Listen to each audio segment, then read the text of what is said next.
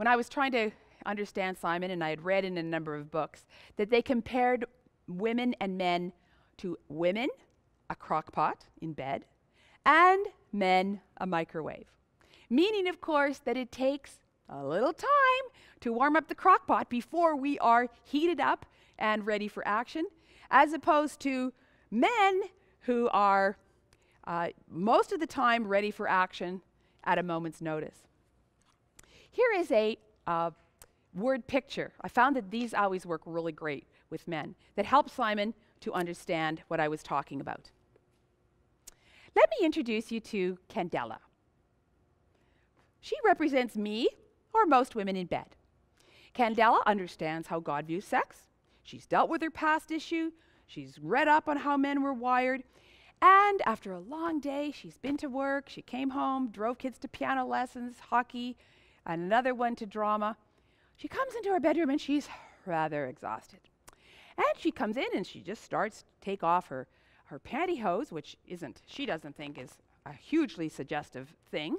But Sparky, who is already in bed, is watching this occur. And it seemed like in seconds of seeing her take off some of her clothes, ooh, Sparky was ready for action. And so Candela says, well, I see you're ready for action.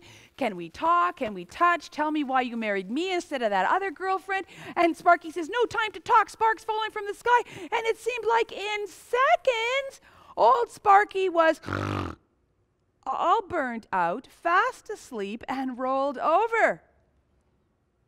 Candela says, well, if that was sex, I guess I just had it. And so, of course, Simon laughed. And he said, oh, come on, it's not that bad. And I said, sometimes it is. I haven't even turned the switch on the crock pot, and the microwave is over and done. Even another tip, ladies, is, sometimes after intercourse, our husbands fall asleep right away. That isn't even their fault. I read, when I was doing more research, that when a man ejaculates, a sedative is released in his body, which puts him to sleep. So when I realized that, I thought, okay, I'm not boring. It's not that you're turning over like, oh, wham, bam, thank you, ma'am, I'm going to sleep.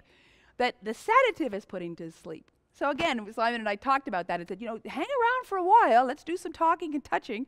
And then, yes, you can proceed to go to sleep.